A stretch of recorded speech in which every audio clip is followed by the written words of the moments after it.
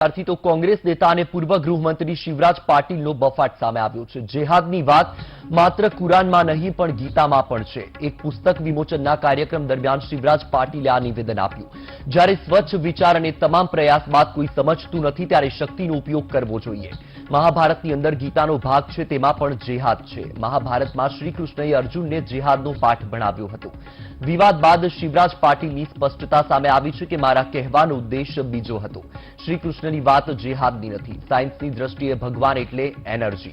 ગીતા અને કુરાનમાં ભગવાનનો સમાન ઉદ્દેશ છે। કોઈ કહે છે ભગવાન એક છે, તેની મૂર્તિ નહીં બનાવવાની।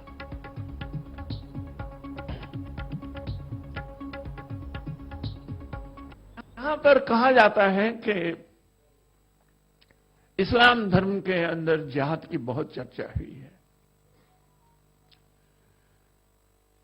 अब ये जो सब कुछ पार्लियामेंट में हम काम कर रहे हैं, वो जिहाद को लेकर काम नहीं कर रहे हैं, हम विचार को लेकर काम कर रहे हैं। और जिहाद की बात भी कभी कब आ जाती है?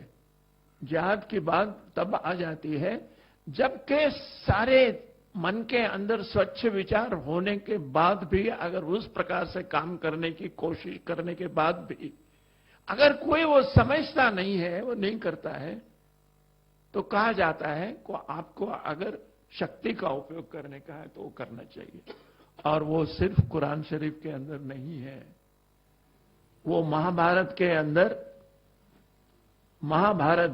अंदर जो गीता का जो भाग है उसके अंदर भी श्री कृष्ण की अर्जुन को भी जिहाद की बात ही कहते हैं। और ये सिर्फ ये जो बात है वो सिर्फ ये कुरान शरीफ में और गीता के अंदर है ऐसा नहीं है, मगर जो क्रिश्चियन लोगों ने लिखा है, जैसे कृष्ण ने भी लिखा है, और उन्होंने लिखा है कि I have come here not to establish peace but I have come here with sword also. उन्होंने लिखा है, यानी सब कुछ समझाने की कोशिश करने के बाद अगर समझ नहीं रहे हैं और वो हथियार लेके आ रहा है तो आप भाग के नहीं जा सकते हैं, उसको आप जिहाद भी नहीं कर सकते हैं और उसको गलत बात भी नहीं कह सकते। ये समझने की जरूरत है। ये तो नहीं होना चाहिए, हथियार लेके समझाने की बात नहीं होनी चाहिए। अगर ऐसा हुआ तो नहीं है। और मोहसिना जी ने अपने किताब में भी यही लिखा है, यानी जहादी यानी उसको जहाद कहते हैं क्या? अगर कृष्ण ने अर्जुन को लड़ने के लिए कहा तो उसको जहाद कहेंगे क्या आप ही कह रहे हैं। उन्होंने कहा, उन्होंने कहा कि तुम, वो बार बार बोलते हैं कि कोई अगर लड़ाई हो रही है तो उसको खत्म करने के लिए उनसे बात करो। और यही जो है ये कुरान शरीफ के अंदर वही बोला है, और ये बाइबल है वही बोला है। और ये बाइबल के अंदर दोनों भी किताबों के अंदर उन्होंने ये बोला है, कुरान शरीफ में ये बोला है कि कोई आदमी बोलता है कि भगवान एक है, उसकी मूर्ति नहीं बनाना। उसका गीता के अंदर क्या बोला है कि भगवान का रूप नहीं है, भगवान का रंग नहीं है, भगवान का आकार नहीं है, ऐसा उन्होंने बोला है। तो फिर भगवान कौन है? हमारे दृष्टि से, साइंटिस्ट की दृष्टि से भगवान बोले तो एनर्जी है, अच्छे काम करने की एनर्जी है भगवान बोले तो।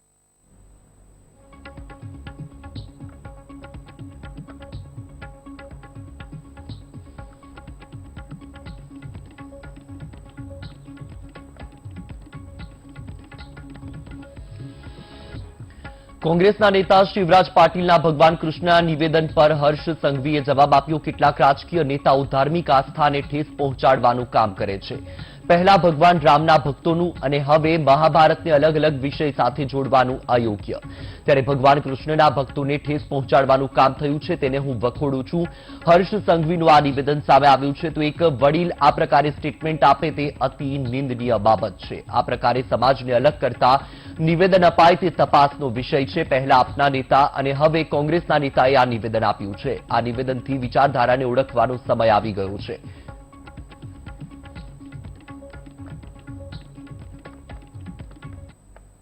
देखो क्यारेक आम आदमी पार्टीना नेता तो क्यारेक कांग्रेसना नेता क्यारेक मंदिरमां ना जવું क्यारेक कथामां ना जવું क्यारेक कोईक आपणी महाभारत क्यारेक कोईक आपणी अलग अलग धर्मनी रीति नीति ने अलग अलग रीते क्यांक ने क्यांक आस्थाने ठेस पहोंचाडवानुं कारण बने छे. मने खूब दुख थाय छे कि पहला भगवान रामना भक्तों ने हवे महाभारत ने भागवत गीता ने आ अलग अलग विषयों जोड़े जोड़वू ए योग्य. भगवान कृष्णना भक्तों ने आज जे प्रकारे ठोस पहोंचाडवानुं एमनी आस्थाने ठोस पहोंचाडवानुं जे प्रयत्न कर्यो छे ए खरेखर वखोड़ी काढवुं जोईए अने हूँ खास करीने एने वखोडुं. देखो जारे जारे गुजरातनी चूंटणी आवे छे त्यारे देशनी तमाम ताकतो कया प्रकारे गुजरातना नागरिकोने गुजरातना नागरिकोनी आस्थाने ठोस पहोंचाडाय एवा प्रयत्नो दरेक चूंटणीमां थाय. एक वडील व्यक्ति ज्यारे आ प्रकारनुं स्टेटमेंट करे तो ए अति निंदनीय बाबत छे. कारण के देशमां ज्यारे આપણે વિકાસની રાજનીતિ થઈ રહી હોય જ્યારે દેશને આપણે એક અલગ દિશા પર લઈ જવા માટે કેન્દ્રના સરકાર અને દેશના સૌ નાગરિકો એક થઈને આગળ વધતા હોય ત્યારે આ પ્રકારે સમાજને અલગ પાડતા સ્ટેટમેન્ટો આપવા એ ખરેખર ક્યાંક ને ક્યાંક તપાસનો વિષય છે ને વિચારવાનો વિષય. આમ આદમી પાર્ટીના નેતા ને આજે પાછા કોંગ્રેસના નેતા આ પ્રકારના સ્ટેટમેન્ટો આ પ્રકારની એમની વિચારધારા છે. આ માત્ર કોઈ સ્ટેટમેન્ટ નથી, આ એમની વિચારધારા છે ને આ વિચારધારા એ લોકો ઘણો પ્રયાસ કરીને રોકવાનો પ્રયાસ કરે છે પરંતુ ક્યાંક ને ક્યાંક બોલાઈ જ જાય છે એમનાથી અને આ વિચારધારાને ઓળખવાનો સમય આવી ગયો. તો આપણી સાથે આ મુદ્દે ચર્ચા કરવા માટે અખિલેશ દાસ મહારાજ ફોનલાઈન પર જોડાયા છે. જી અખિલેશ દાસજી, આપનું સ્વાગત છે વીટીવીમાં. તો જે પ્રકારે કોંગ્રેસ નેતા શિવરાજ પાટીલનું એક નિવેદન સામે આવ્યું છે, તેમણે શ્રીકૃષ્ણની જે વાત હતી, જે ગીતાનો ઉપદેશ હતો, તેને જેહાદ સાથે તેની સરખામણી કરી છે. આપની પ્રતિક્રિયા? મને લાગે છે કોંગ્રેસના જે નેતાઓ છે તમામની બુદ્ધિ ભ્રષ્ટ થઈ ગઈ છે. જેને હિન્દુ ધર્મના ધર્મ ગ્રંથોના જ્ઞાન નથી, જે મોઢામાં આવી જાય તે બોલી જાય છે. ક્યારેક એવું કહે છે કે હિન્દુ ભગવા આતંકવાદ, હિન્દુ આતંકવાદી છે તે કહેનારા આ લોકો જ છે. એટલે દેશની અને ખાસ કરીને ગુજરાતની પ્રજાને આમને ઓળખી લેવા જેવું છે. આ બધા આતંકવાદીઓ અને પાકિસ્તાનીઓના સપોર્ટર છે. આ શિવરાજસિંહ પાટીલના સમયમાં આતંકવાદની જેટલી ઘટના એક દિવસ બની એ દિવસે શિવરાજસિંહ પાટીલ 3 થી 4 વાર એમનો ડ્રેસ બદલવાનું ટાઈમ હતું પણ હિન્દુ મરતા હતા એમના માટે એમનું કોઈ ધ્યાન ન હતું, એનું કોઈ જ્ઞાન નહીં હતું. એટલે તમામ લોકો આજે છે શિવરાજ પાટીલ અને બીજા નેતાઓ કોંગ્રેસના ક્યારેક ગાયોને ગાળો દે, ક્યારે રામ મંદિર માટે ગાળો દે, ક્યારે મથુરા માટે બોલે, ક્યારે 370 કલમ માટે. એનું જ આ ફળ ભોગવી રહ્યા છે. 2-4 સીટો જે આ લોકો છે એ બી આ ફેરે જતા રહેવાની છે. જી બિલકુલ. કેટલીક વખત એવા રાજકીય નેતાઓ કે રાજકીય કાર્યકર્તાઓ છે જે પોતાના અલ્પ જ્ઞાનના કારણે આ પ્રકારનું બફાટ કરતા રહેતા હોય છે અને તેમના બફાટના કારણે લોકોની જે આસ્થા છે, લોકોની જે ધાર્મિક લાગણી છે તેને ઠેસ પહોંચે છે. જી જી જી, તો આ પ્રકારનું જે એમનું નિવેદન છે કેટલું યોગ્ય? એક કોંગ્રેસના કાર્યકર્તા તરીકે, એક પૂર્વ ગૃહમંત્રી તરીકે તેઓ આ પ્રકારનું નિવેદન આપે છે. તેઓ કહે છે કે જીસસે પણ જેહાદનો ઉલ્લેખ કર્યો છે, જેહાદ વિશે જીસસે પણ લખ્યું છે. તો ગીતા અને કુરાનમાં પણ તેનો ઉલ્લેખ છે. માત્ર કુરાનમાં જ ઉલ્લેખ છે એવું નથી, મહાભારતમાં પણ તેનો જેહાદનો ઉલ્લેખ કરાયો છે. આ પ્રકારનું તેમનું નિવેદન. શિવરાજ પાટીલને કોઈ પ્રકારનું જ્ઞાન નથી, એ નિર્બુદ્ધિ માણસ છે અને મને તો હિન્દુ છે એના ઉપર પણ શંકા થાય છે. થોડાક ધીરજ રાખો, 2-4 સીટો થોડી જે ગુજરાતમાં છે એ બી આ લોકોની જતી રહેવાની છે. તમામ કોંગ્રેસીઓ હિન્દુ અને હિન્દુસ્તાનના દુશ્મન છે. પબ્લિક એમને જવાબ આપવા તૈયાર છે. જી બિલકુલ.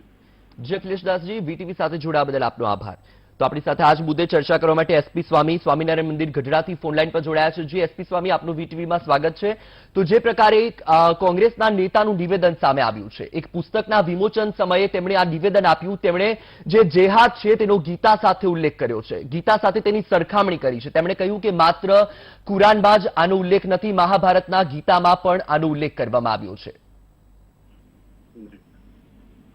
ગીતા છે એ હિન્દુ સંસ્કૃતિનો મુખ્ય ગ્રંથ છે અને ધર્મના સ્થાપન માટે ભગવાન કૃષ્ણએ અર્જુનને ગીતાની અંદર ઉપદેશ આપ્યો છે અને જે ઉપદેશનો અત્યારના લોકશાહી પ્રક્રિયાની અંદર એવો અર્થ કરવામાં આવે કે કોઈ પણ કોર્ટ દ્વારા કોઈને ફાંસીની સજા આપવામાં આવે તો એને કાયદેસરની પ્રક્રિયા મુજબ એ સજા થયેલી ગણવામાં આવે. એમાં કોઈને સજા ફાંસી કરવામાં આવે ને પછી એમ કહેવામાં આવે કે કોર્ટોએ જેહાદ કરી છે તો એ કેટલું યોગ્ય ગણાય? એમ ધર્મના સ્થાપન માટે ભગવાને ગીતાના ઉપદેશથી ભારતીય સંસ્કૃતિના આધાર સ્તંભ ગ્રંથની અંદર જે કાર્યોને જે આદેશો કર્યા છે એ હિન્દુ સંસ્કૃતિનો આધાર સ્તંભ છે ગીતા. અને એમાં અધર્મીઓને નાશ કરવા માટે ભગવાને કૃષ્ણએ જે આદેશ કર્યો છે, જે આજ્ઞા કરી છે, જે ઉપદેશ આપ્યો છે, એના અંદર જો કોઈ સંચોપાત કરતા હોય તો એ હિન્દુ સંસ્કૃતિને વરેલા નથી અને એ હિન્દુસ્તાનની અંદર હિન્દુ સંસ્કૃતિના કોઈ સિદ્ધાંતોને માનતા નથી. એને ગીતા માટે કોઈ બોલવાનો અધિકાર જ નથી. જી બિલકુલથી. જી સ્વામીજી, જે પ્રકારે મહાભારત છે, ગીતા છે, આપણા ધાર્મિક ગ્રંથોમાં તેની ગણતરી કરવામાં આવે છે, લોકોનું આસ્થાનું પ્રતીક છે, લોકોનું જે શ્રદ્ધા છે આ ગ્રંથો પ્રત્યે અડગ શ્રદ્ધા છે, ત્યારે આ ગ્રંથોને લઈને આ પ્રકારના નિવેદન એ એમની અલ્પ જ્ઞાન તો છતું કરી જ રહ્યું છે, સાથે સાથે લોકોની જે આસ્થા છે, લોકોની જે શ્રદ્ધા છે તેને પણ ઠેસ પહોંચાડી રહ્યું છે. તો ઠેસ પહોંચી રહી છે, પણ આ દેશની અંદર કાયદો ને વ્યવસ્થા જે બનાવવામાં આવી છે એ પણ ગીતા, મહાભારત જેવા, ભાગવત જેવા ગ્રંથોના આધારે આ દેશની અંદર ન્યાય પ્રણાલિકાઓની અંદર નિયમો બનાવવામાં આવ્યા છે. એ વખતની રાજાશાહીઓની અંદર ગીતા, મહાભારત, ભાગવતના આધારે લોકોના ઉપર ન્યાયતંત્ર કાર્ય કરતું હતું. તો એ પ્રક્રિયાની અંદર જયારે કોઈ આ દેશનો પોલિટિશિયન લીડર આવીને એમ કે એ પણ જેહાદ છે તો એને આ દેશની અંદર રહેવાનો અધિકાર જ નથી. આવા લોકોએ દેશ છોડી અને હિન્દુસ્તાન છોડીને બહાર નીકળી જવું જોઈએ, કારણ કે ગીતા એ આ ભારતીય સંસ્કૃતિનો આધાર સ્તંભ છે અને ભગવાન કૃષ્ણએ ધર્મના સ્થાપન માટે, અધર્મના નાશ માટે જે આદેશો કર્યા છે એના ઉપર આવી ટિપ્પણીઓ કરવી એને હું સખ્ત શબ્દોમાં વખોડી કાઢું છું. જી બિલકુલથી. સ્વામીજી, વીટીવી સાથે જોડાવા બદલ આપનો આભાર. તો આ જ મુદ્દે આપણી સાથે ચર્ચા કરવા માટે ચૈતન્ય શંભુ મહારાજ બીજેપી જોડાયા છે. તો જી ચૈતન્ય મહારાજજી, આપનું વીટીવીમાં સ્વાગત છે. જે પ્રકારે કોંગ્રેસ નેતા શિવરાજ પાટીલનું એક નિવેદન સામે આવ્યું છે, એક પુસ્તકના વિમોચન દરમિયાન તેમણે આ નિવેદન આપ્યું, તેમણે જેહાદની ગીતા સાથે તુલના કરી છે. તેમણે કહ્યું કે શ્રી કૃષ્ણએ અર્જુનને જેહાદ વિશે કહ્યું હતું. આપની પ્રતિક્રિયા? શિવરાજ પાટીલે એક બિલકુલ બેવકૂફ માણસ જે નિવેદન ના કરે એવું નિવેદન આ એનું છે. કારણ કે એમને કોંગ્રેસને હિન્દુ ધર્મ પ્રત્યે કોઈ આસ્થા નથી. એ લોકો ઈચ્છાધારી હિન્દુ છે. જ્યારે હિન્દુઓના મત જોઈએ ત્યારે ઈચ્છાધારી હિન્દુ બની જવાનું. અને કોંગ્રેસની એક વર્ષોથી પરંપરા રહી છે કે લઘુમતી તુષ્ટિકરણ કરવું. હિમાચલ ને ગુજરાતની 2 ચૂંટણીઓ છે, મુસ્લિમોને ખુશ કરવા માટેનું આ એક એમનું નિવેદન છે. બીજું, શિવરાજ પાટીલને ખબર હોવી જોઈએ કે જ્યારે ગીતાની રચના થઈ ત્યારે બીજો કોઈ ધર્મ અસ્તિત્વમાં નહોતો. જે જિહાદ શબ્દની વાત કરે છે ને એ જિહાદ શબ્દ જ અસ્તિત્વમાં નહોતો, એટલે એની સાથે કોઈ સરખામણી ન થઈ શકે. એટલે આ બિલકુલ હિન્દુઓની આસ્થા ઉપર કુઠારાઘાત છે. ગીતા એક વૈશ્વિક ગ્રંથ છે. ગીતા કોઈ ધર્મ, કોમ કે કોઈ રાષ્ટ્રને લઈને ભગવાન કૃષ્ણ અર્જુનને ઉપદેશ નહોતો આપ્યો, એ સમષ્ટિ માટેનો આ એક ઉપદેશ હતો. માત્ર તુષ્ટિકરણની નીતિ, હિન્દુઓનું અપમાન કરવું, આ કોંગ્રેસની ફિતરત છે.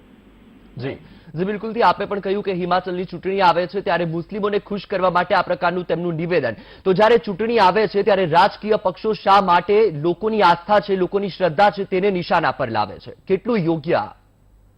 એટલે યોગ્ય એટલે કે એમને ખબર છે કે એમની જે વોટ બેંક છે, હવે કોંગ્રેસ આંસિયામાં આવી ગઈ છે. દેશમાં આંગળીના વેઢે ઘણા 1-2 રાજ્યની અંદર કોંગ્રેસ છે, અને જે રીતે ઓવેસીની પાર્ટી, જે રીતે બીજી અન્ય પાર્ટીઓ જે મુસ્લિમોને પોતાની તરફ ખેંચી રહી છે, એટલે એમને ખેંચવા માટેનું આ નિવેદન છે. એમના એક્સ વડાપ્રધાને કહેલું કે આ દેશના સંસાધનો ઉપર પહેલો અધિકાર મુસ્લિમોનો છે.